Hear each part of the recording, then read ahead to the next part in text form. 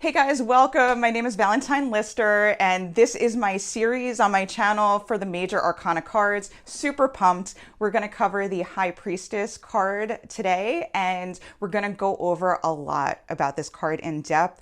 We're going to go over the numerology, the secret symbolism within the cards, the astrological association, as well as the upright meaning and the reversed meaning. All right, so the High Priestess. So I have three different versions here. I have the High Priestess from the Rider-Waite deck. Now, the Rider-Waite, as I've said before, is the most popular deck. It's not the first deck. This is a card game from the 1400s. However, there was a version that was released by the publishers Rider and then Waite, and the artwork was done by Pamela Coleman Smith. So this is the version that most people are familiar with. And then we also have the Light Seers deck here. This is a deck I love. I started with it as a beginner. And then we also have the High Priestess here from the Way Home Tarot. And I learned a lot from Bakara Wintner's book, WTF Tarot. So I left information in the description below, links to these decks if you want to know more about them, as well as books on tarot that really helped me out. Okay, so going into numerology, the first thing that you'll notice, or one of the things you might notice, is the numbers on here. We have the number 2 for the High Priestess, and the number represents duality, the balance and of polarity, yin and yang, male and female, private and public, separate and together, achieving balance, sensitivity to others, two-ness, immersing self in another person. And now the numerology, everything in the card is meaningful. The numbers, the symbols, everything. And so remember that the numerology, any of the symbols relate to the meaning of the card. Okay, we'll start with this secret symbolism in the Rider-Waite version, because that's where you're going to find most of the symbols. Here, so there's 2 pillars here. It's supposed to represent the Temple of Solomon, who is like a wise leader from the Bible.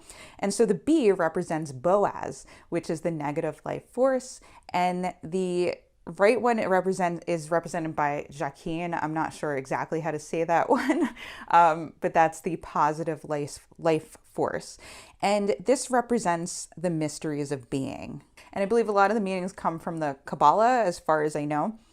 Hope I'm pronouncing that right. And so we have this sacred scroll here of esoteric wisdom, and the High Priestess is kind of hiding it because it's not for everybody to know. And it seems like it says the Torah, and pay attention to that word because it's going to show up in the Wheel of Fortune later on.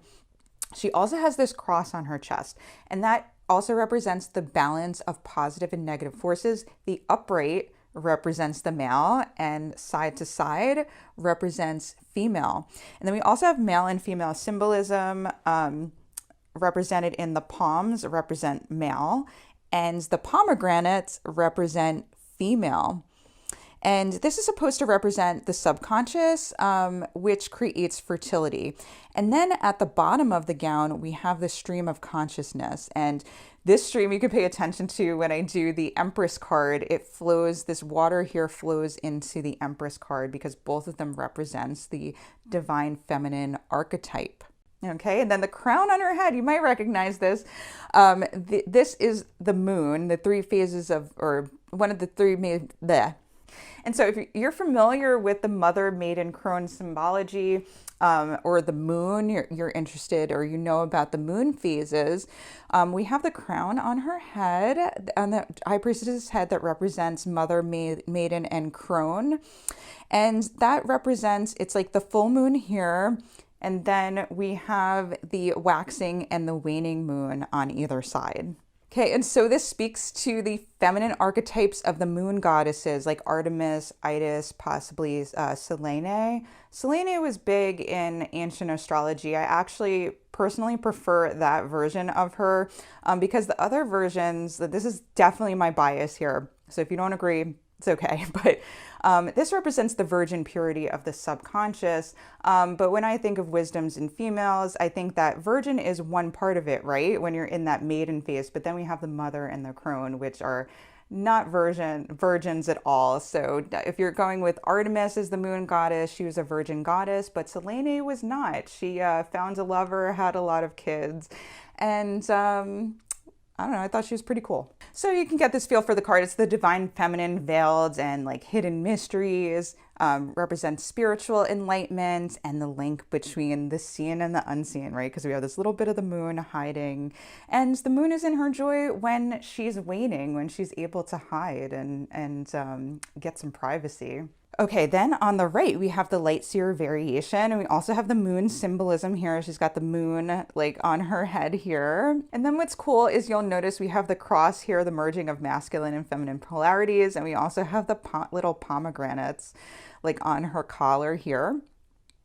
And then I thought it was cool, we have her third eye illuminated here, and that kind of could represent the full moon. Like this is the other phases, and then this is the full moon. And then we have, and so that could represent the connection to unseen forces of spirit through the crown chakra. And then we do have the light and the dark forces here, like the poles here.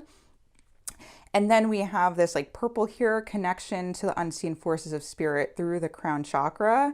And I think it's pretty cool here. If you I don't know if you can see, but you can see her eyes are closed, but if you really stare, you can see her eyes open. So seeing through the unseen. And then we have the runes. This one, hopefully I'm pronouncing them right. This is Perth, and this represents dice, destiny, secrets, sexuality. We have this one here, which is a thorn, and it represents protection. Then we have this one here, this rune here that represents man, the self, human. And then we have, I think it's Lagu, I'm like looking at my notes here, which represents water and emotions. And then over here, I'm going to move on to the Way Home Tarot version, which is very similar. You have the third eye and the moon. She actually uses the moon and the sky and the water, which I love here. Yeah, so the third eye here is highlighted. We have, it's like the full moon here in this circle in the middle. And then we have the two phases of the moon as eyes, the, waxing and the waning moon. And we generally have the imagery of the dark and unseen, the water merging between the black and the white. So I'm going to move into the colors, the symbolism. That is super important because that's something that in the ancient days people used to send messages. So like in stained glass windows, the color in the windows actually represents something. So we have light blue here, a little light blue here, like some bluish tones, and that represents purity, serenity, mental clarity, and compassion. And then we have black here. I think we represented, like, that's like kind of the dark negative forces. It also represents power, unconscious, banishing, and wisdom, like from the darkness. Then we also have some white here.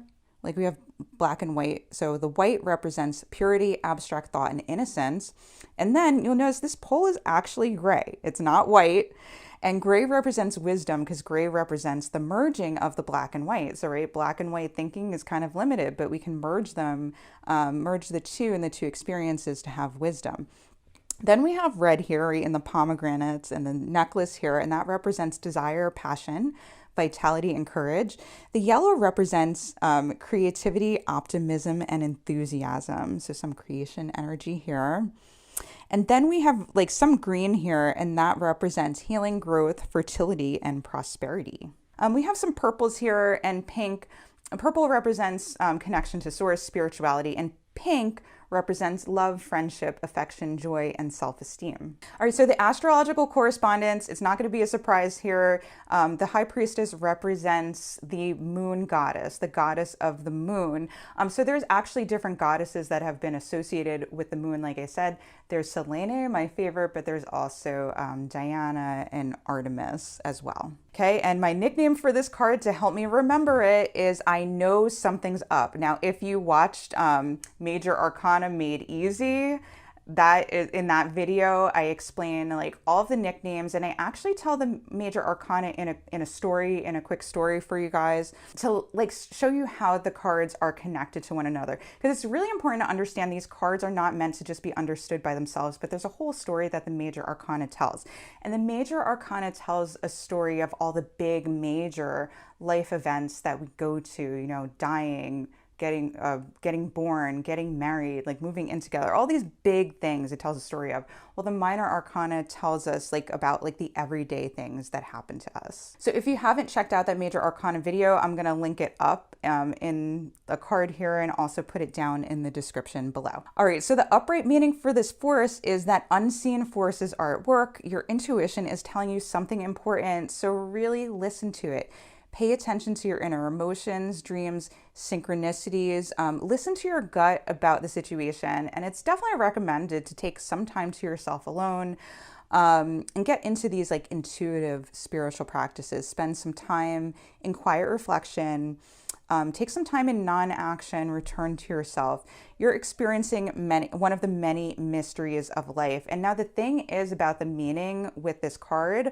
A lot of people like might want an actual answer like from the meaning of the card, but it actually means that some things in our life are a mystery. So it could mean that spirit is blocking the answer from you, that they're not telling you what the answer is yet because it's supposed to remain a mystery and you're not supposed to know. Okay, so reversals look like this. If you were like brand spanking new to tarot, it means that the card is going to come out reversed. Some people read reversals, some people don't. So it's really up to you. I read them because I feel like it gives me a little bit more energy about how the person or how I'm receiving the energy, because reversals mean that this energy is there, but it's being blocked or avoided, like you don't want it to come through.